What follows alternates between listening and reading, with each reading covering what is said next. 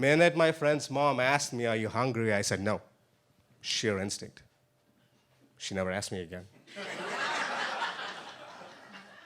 And I didn't want to come across anymore like a stupid tourist, right? And I felt really embarrassed asking for food. So I said, I'm just going to go for a walk. I've been sitting in the car for too long. And I snuck across the street, went to a gas station and warmed up a frozen burrito for dinner. So the lesson I learned there is you know you're home when your instinct doesn't let you down, when your muscle memory doesn't get you into trouble. So I lived in the Upper Peninsula of Michigan. After I moved there, I stayed there for about 6 or 7 years. I went to grad school there, worked at the university. And how many of us have been to Michigan before? Wow, a lot more than I had imagined. I lived in the Upper Peninsula of Michigan, and if you don't know where that is, I came prepared. I have a handy map right here. I don't know if the camera can zoom in, but yeah. There's a little heart where I used to live. Home is where the heart is, right? I was driving down one, so about here is Wisconsin. I was driving down through Wisconsin to get to Chicago to go, seriously, I'm not making this up, eat a bowl of ramen. They have really good ramen in Chicago. And this was late at night. I was driving through the back roads of Wisconsin, a small town. I pulled into a gas station to fill up. It's like 2 in the morning, wintry night again. Perfect time to eat ramen, just saying. And I filled up gas and I went in to pay. And I opened the door and I went inside, and I was the only one in there. And there's a middle-aged lady behind the gas station. The moment I saw her, I knew she'd probably never seen an Indian person before. Right? I just knew. We locked eyes, and I knew that she'd never met an Indian person before. And she was super curious. Above all else, what she asked me about where I'm from, what is it like back home? What is it, and how long have you been here? And I said, I've been here for about 4 or 5 years. And she asked me about my family and how often do you get to see them? I said, I've been here for about 4 or 5 years. I still haven't had the chance to go back because it's a 20-hour flight. And it costs about $2,500. And you can't just pop in and out like you would to get a bowl of ramen, right? I said, it's been about 4 or 5 years since I saw my family. And she came around the counter. She gave me a hug. And she said, this is on behalf of your family in India. I'm getting a little emotional, actually, just thinking about her now. So I learned that day that home is where they make you feel like you matter, and home is where they make you feel like you belong, right? So after we moved here to Guelph, wow, this was about 6 months after I moved here. I was having coffee down the street at a famous coffee shop, and I was sitting at a table with 2 other gentlemen. For the purposes of this conversation, they were 2 other white gentlemen, friends of mine. And a person who knew one of the people at my table, she came up to the table, and my buddy made introductions. And she works at the university, the person who came up to our table. And so she went around the table. She said hello to the first guy. She said hello to the second guy. By the time she got to me, she said salam, which is Arabic for hello, because she thought, well, this is a brown guy with a beard.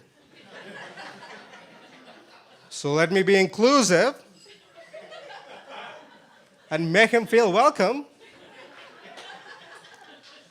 and completely alienate him by saying salam. So I learned that day that home is where you don't have to trip over yourself about things like inclusion and diversity. Home is just where they treat you just like everybody else, right? Speaking of being treated like everybody else, My wife and I, we recently moved up to Sudbury. I know, right? Questionable choices. Just kidding. Sudbury's great. Yeah, I just realized that this is being taped. So we moved up there about, I want to say 6 months ago. And a month or two after I was there, I finished shoveling my driveway. I finished shoveling my sidewalk. I finished shoveling the pothole near my house, and then I started walking to work. And I was about to cross the street. There's an intersection in Sudbury. It's called the Confusion Corner, and then not just me that calls it, by the way. So I was crossing the traffic signal. It's a white, so pedestrians can cross. I was just about to cross, and a car almost ran into me. And it wasn't a giant truck. It was a tiny little car, but still 2 tons of metal barreling down at me, and I stopped in my tracks. And the guy rolled down his window, and he said, "Watch where you're going. Go back to where you're from." Right? Go back to where you're from. And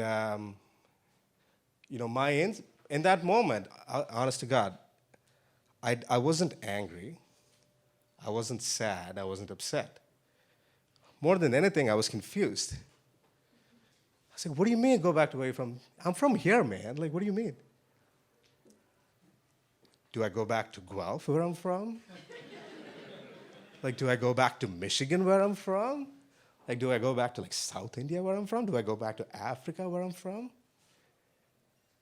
So that day I realized, actually, that home is not where you're from. Home is where you plant your roots, right? Home is not a magical, mystical place that you have to search for. Home is not where your grandmom is buried, you know what I mean? Home is not where you have a legacy of family. Home is just every place you've ever lived. Everything that's contributed to your journey to be there. Home is where you feel like you can deepen your sense of belonging. And I realized in that moment that home is also where you never have to answer, where are you really from? You guys ever get that? Probably not, eh? Yeah. I know some of us get that all the time. Where are you from? Guelph. No, where are you really from? I don't know, man, like Gordon and college, right? What do you want me to do, right? Give me a break. So here's the underlying truth, the bedrock that underpins every single concept about home. Home is not just a place on the map, right? Home is not just where you feel made to feel welcome. Home is not just where you feel like your sense of belonging. Home is not just an instinct either. Home is actually a habit, and belonging can be a practice. You can get better at belonging in places. You can work hard to deepen your sense of belonging and really feel like home. So recently what my buddy Rob and Dan and Andrew, all of us have gotten together to start Royal City Stories in our effort to identify and really dig out and lift up the stories of these people in our community here, where I'm from, and tell their stories of how they're deepening their sense of belonging with a place by actively participating and meaningfully in places they call home. So in our first episode, we had a gentleman who kayaks up and down Speed River here picking up trash. You know you're home when you rent a kayak to pick up plastic off the river, right? We have my friend Jolly back there. She started a nonprofit to fundraise for other nonprofits in this town. You know you're home when you're spending your free time raising money for others. So keep watching Royal City Stories, and hopefully you too will be able to deepen your sense of belonging with the places you call home. Thank you.